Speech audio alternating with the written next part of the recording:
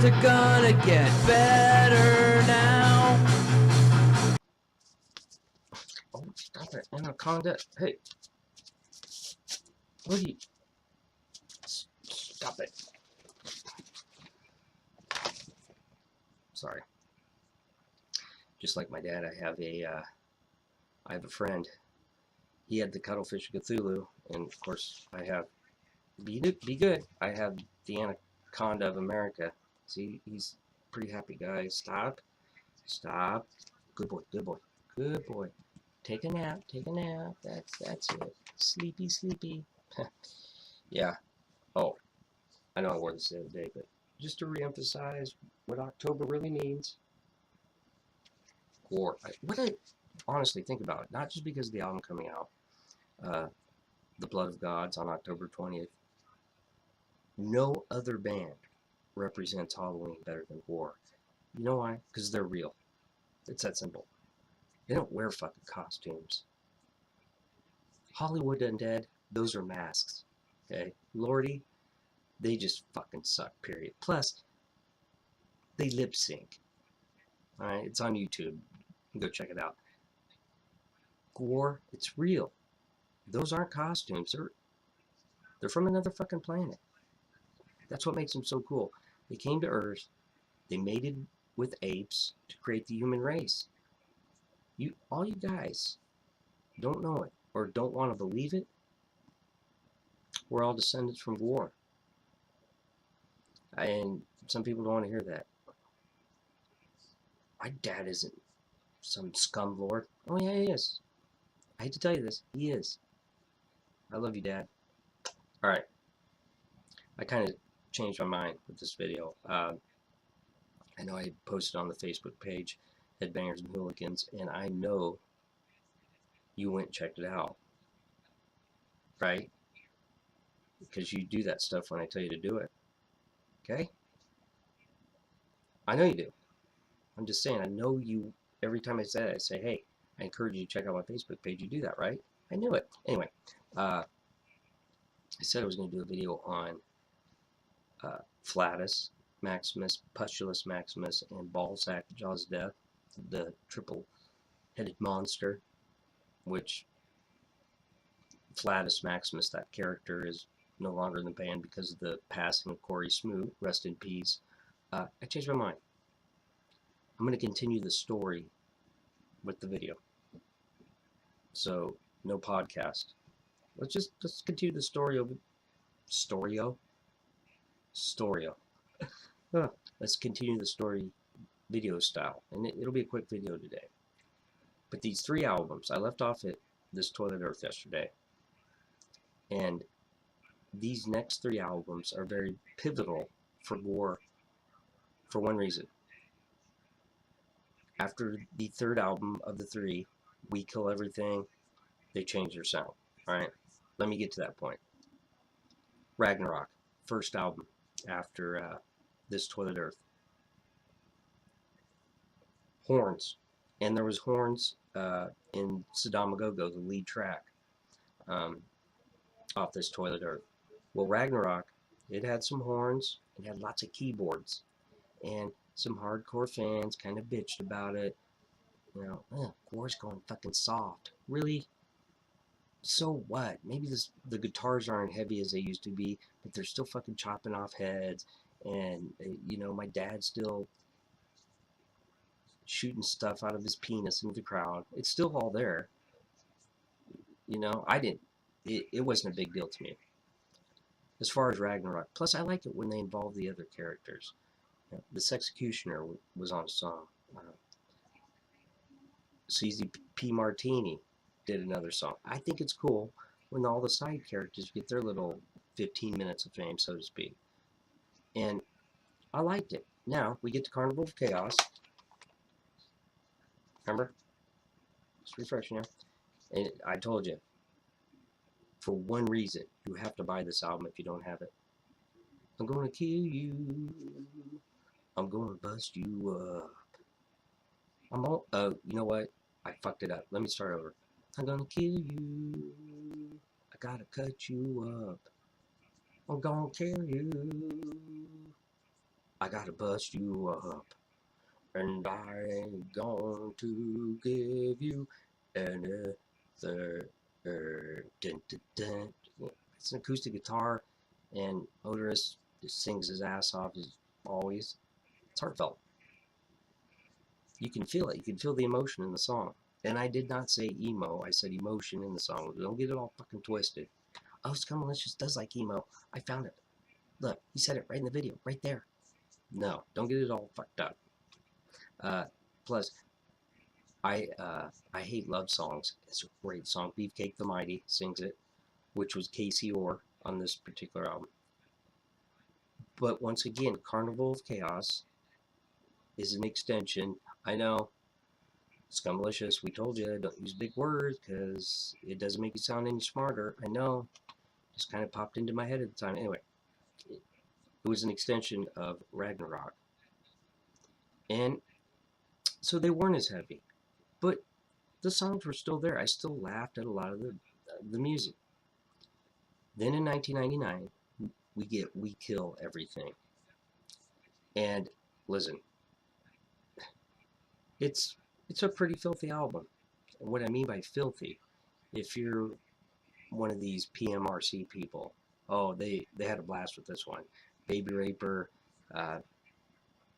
there's all kinds of crazy shit that Odor sings in these songs.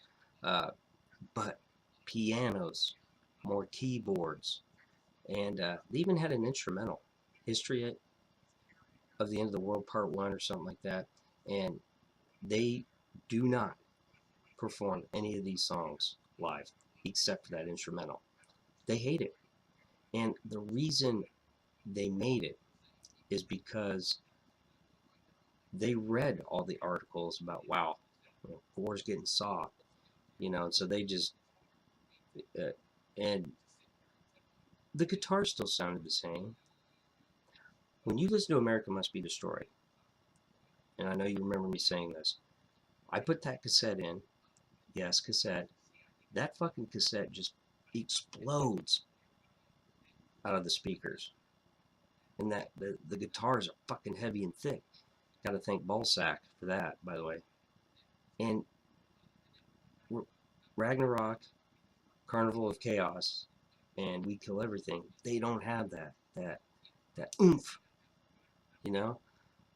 Don't have that bass that it's so thick it breaks your ribs when you listen to it.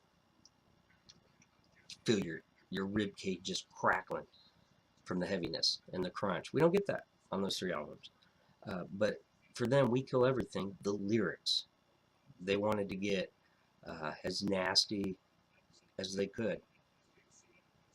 Just so they could. Because they wanted to, because they can, or they could have. It had Fish Fuck on it, remember? Fish Fuck that was on the 30-second song CD. Fish fuck, baby, dun, dun. I'm gonna fuck you with a fish.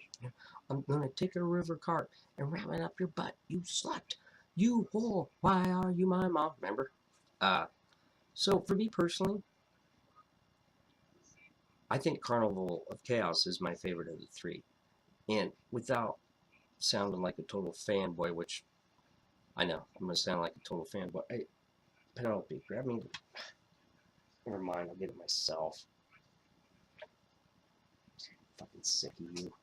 And then leave, look at me. I know what you're saying. It's like, Jesus, Scummalicious, are you drinking tea? Yeah, I'm drinking tea. Now, I don't know if you've read, but tea fights carcinogens. And carcinogens cause cancer. So every time I take a drink of that tea, I'm like, fuck you, cancer. I'll knock the shit out of you, you dirty hoe. So, yeah, but like I was saying, Carnival of Chaos was my favorite of those three albums. The Violence Has Arrived. The next album after We Kill Everything, I think it came out in 2001. They were back. The heaviness was there. And I do believe Tim Harris was the guitarist for that, as for Flatus Maximus. And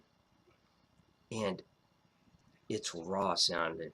And I tell you, the first time I listened to The Violence Has Arrived, I didn't care for it.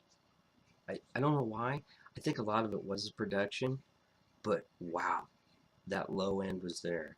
Honestly, the way it was recorded. Now, don't go fucking crazy when I say this, because I'm not saying it's as great as that album, but the production of it kind of reminded me of Injustice for All from Metallica. I said reminded me. Ooh, sorry, fix my glasses. Because some people they hear that like, oh really? You know what I mean? Way people act on fucking Twitter and YouTube, take everything out of context. Anyway, but I'm telling you, it's slowly grown on me. And I know I say that a lot too, but it did.